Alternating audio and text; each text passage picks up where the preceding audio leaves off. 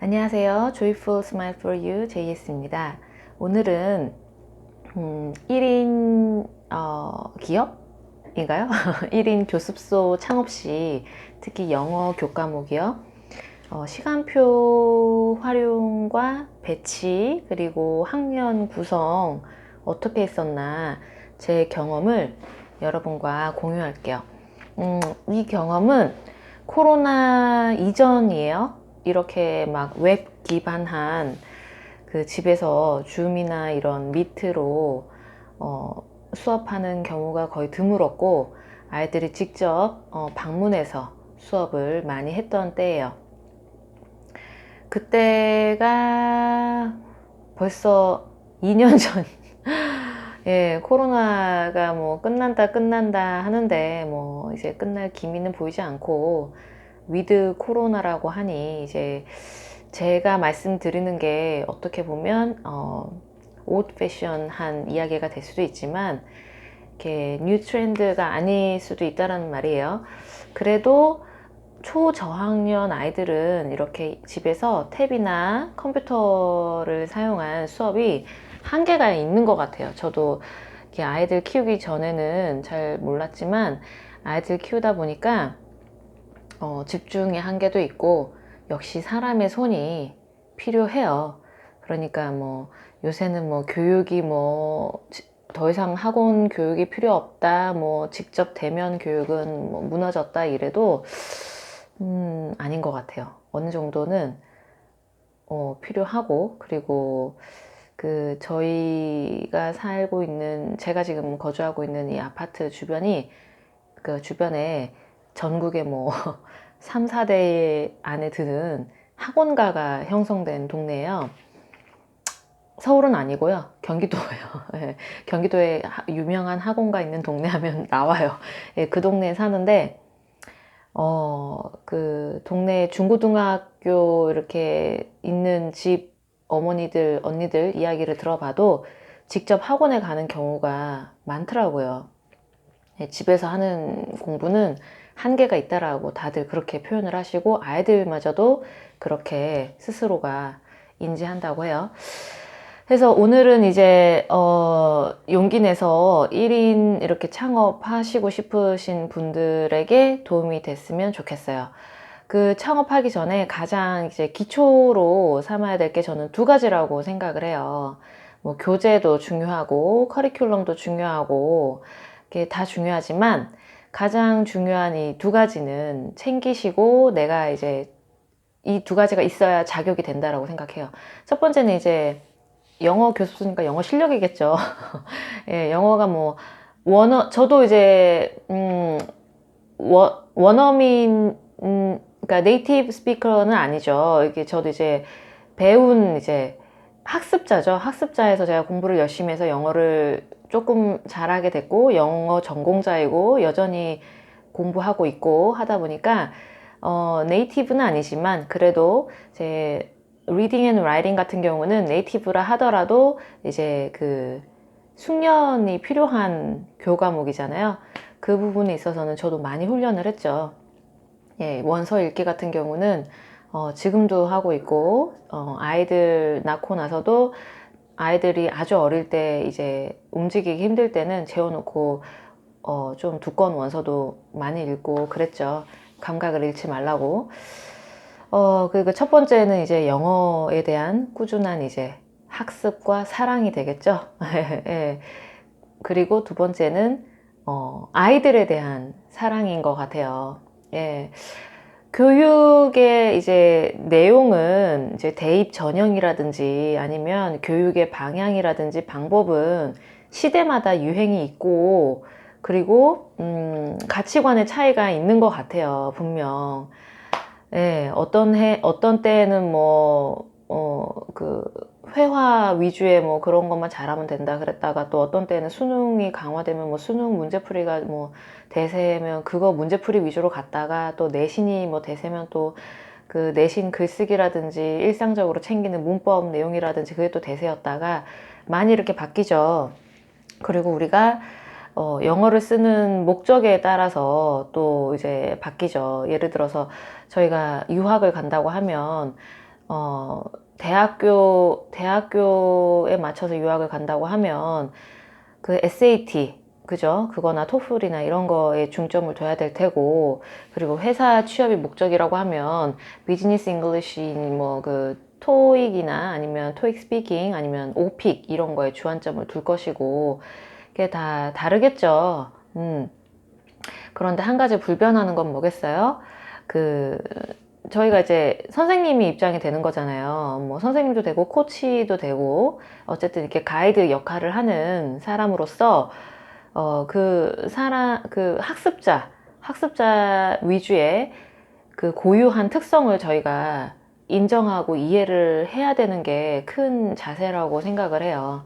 그래야 이제 뭐 그게 저는 비록 그렇게 해서 인기는 없을 수는 있겠죠. 예, 돈 버는 거랑은 또 거리가 멀 수도 있을 수도 있어요. 그런데 제가 생각하는 1인 창업 그 교습소의 가장 큰 역량은 개별된 특성은 그렇게 개별마다 관심을 가지고 봐줄 수 있는 그게 아닐까라고 생각을 해요. 큰 프랜차이즈랑 다른 게. 그리고 이제 본격적으로 본론으로 들어가서 크게 이제 교습소니까 교육 그 목적을 입시가 아니라 이제 교육청에 신고할 때 초중고 교육을 목적으로 한다라고 이렇게 안내가 써 있어요. 그래서 이제 초중고를 대상으로 해서 교습을 하게 될 것이고, 이제 초등학생이 유치원생보다 일찍 끝나는 거 싱글인 선생님들은 잘 모르세요. 아이를 이렇게 키우면 유치원이 한 그 방과 후가 없으면 한 2시쯤, 2시에서 3시 전에 끝나고 방과후까지 하면 3, 4시, 그리고 이제 돌봄 엄마가 직장인이시면 7시 이후 이렇게 맞춰요. 그런데 초등학교는 1학년에 입학하잖아요. 12시 전에 오는 학교도 있고요. 12시쯤 맞춰서 급식 먹고 12시 한 20분쯤에 이제 하교하는 학교가 대부분일 거예요. 결론은 뭐예요? 1시 전이면 집이나 교습소나 도착을 한다는 거예요. 1학년 아이들이. 그러면은 이제 대부분 교습소는 집 근처에 있잖아요.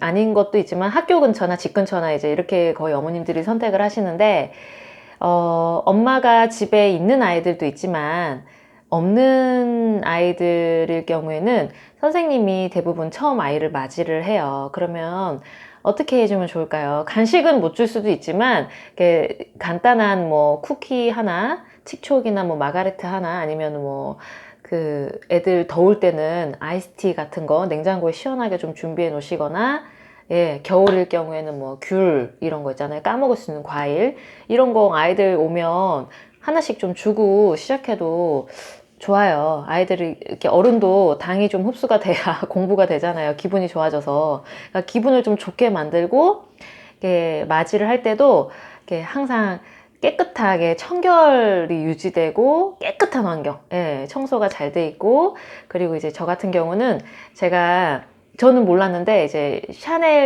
코코 샤넬 향수를 제가 좋아했어요. 코코 샤넬 향수를 그때 아이가 있기 전이었기 때문에 향수를 좀 자주 뿌렸는데, 어떤 아이가 그 얘기를 하는 거예요. 한 초등학교 3학년 된 아이였는데 문을 열고 들어오면 선생님 냄새가 나서 좋다는 거예요. 교습소에 들어오면 선생님 냄새가 난다는 거예요. 네. 그래서 제가 다음번에 다른 아이들한테도 물어봤어요. 너네도 교습소에 들어오면, 우리 그 영어학원에 들어오면 선생님 냄새나? 이랬더니, 네, 선생님 냄새 나요. 선생님 냄새 이 냄새잖아요. 이러는 거예요. 그러니까 그 아이들이 예민해요. 그러니까 그거로 또 이제 공부뿐만 아니라 그런 거 하나하나 이렇게 신경 쓰시고, 시간대는 이제 초등 경우에는 저는 1시부터 6시로 잡았는데, 1시부터 한 3시에서 4시면 초등부가 거의 끝이 나요. 예, 한 3시 전후에서 아이들이 우르르 몰려와요.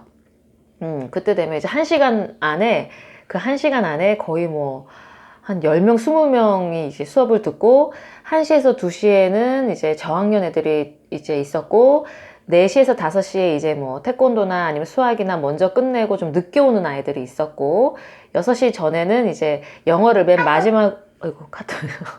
영어를 맨 마지막으로 해서 수업을 하고, 가는 아이들이 이렇게 주로 오고 그랬어요. 그래서 초등부 시간은 1시부터 6시로 잡았고, 저는 숙제를 안 내줬어요. 숙제는 무조건 우리 학원에서 다 하고 간다. 예. 그리고 남자애들 같은 경우는 이제 초등학교 4학년 이상 되면 숙제를 굉장히 집에서 하는 걸 힘들어해요. 게임할 시간도 없는데 집에서 컴퓨터 켜서 숙제를 할 시간이 있겠어요. 그러니까 엄마랑도 이제 실갱이가 나는 거예요.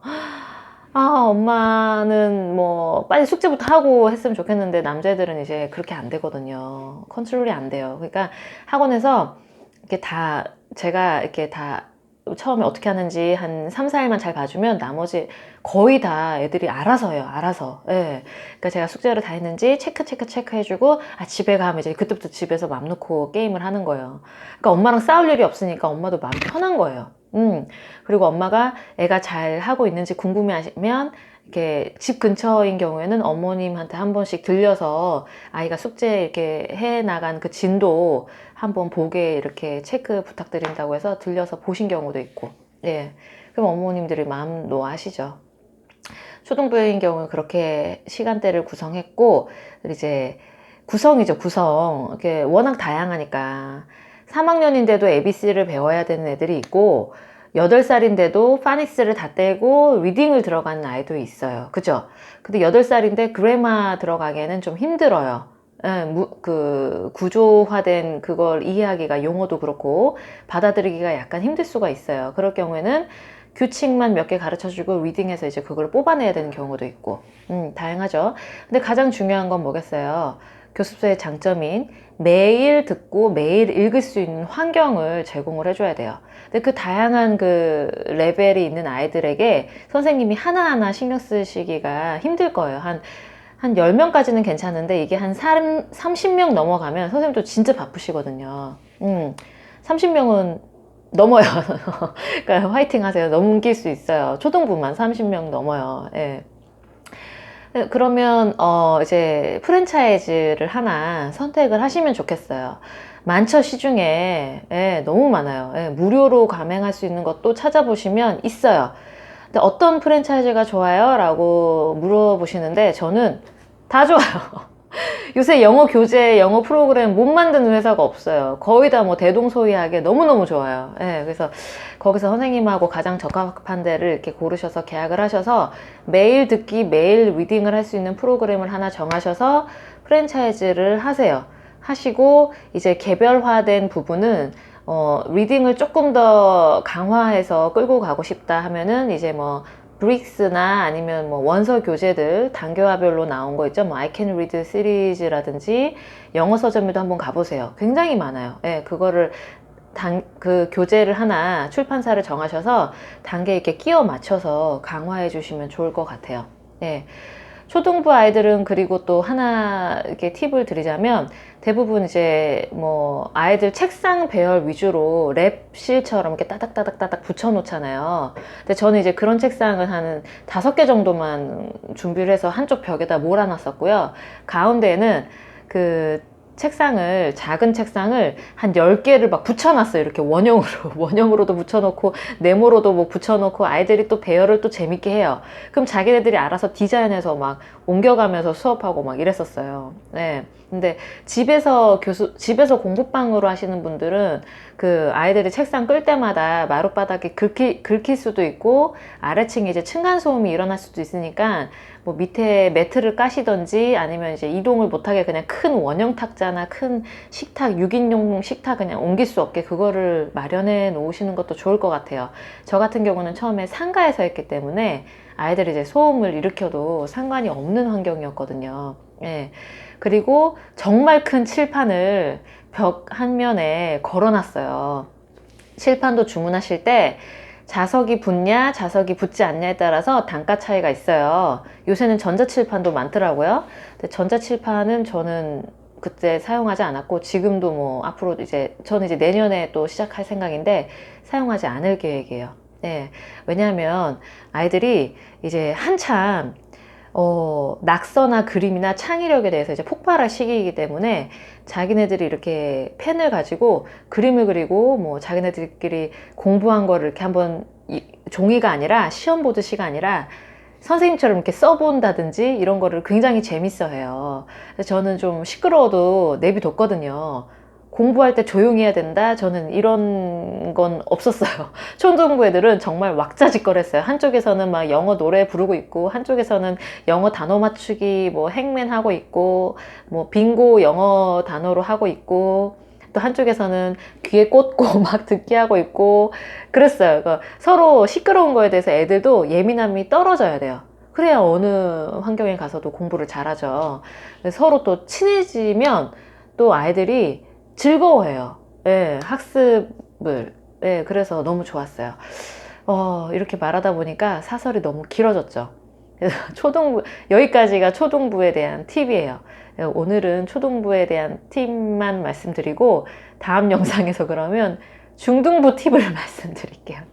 한꺼번에 초중고를 하려고 그랬는데, 사설이 너무 길어졌던 것 같아. 예, 대부분 또 이제 초중고 이렇게 하시는 분들도 계시지만, 초등 위주로 하시는 분들도 계세요. 저도 이제 초중고, 대학생, 일반인까지 저는 다 가르쳤었는데, 대학생하고 일반인은 제가 이제 어떤 어학원이랑 계약을 맺어서 프리랜서 격으로 대학이나 기업체에 이렇게 강의를 다녔어요. 주말이나 뭐 이럴 때.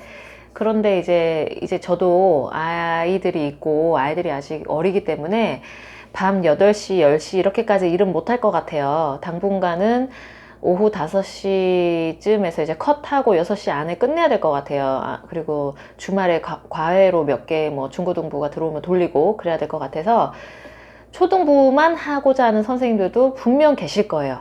그래서 이 영상이 초등부를 준비하시는 선생님들에게 도움이 됐으면 좋겠어요. 예, 시간표 배정이나 뭐 교실 운영, 그리고 이제 교재 선택 이런 거, 예, 한번 잘 고민을 해보시고 궁금한 거 있으시면 댓글에 남겨주세요. 제가 아는 한도 내에서는 알려드릴게요. 오늘도 즐거운 하루 보내세요. 감사합니다.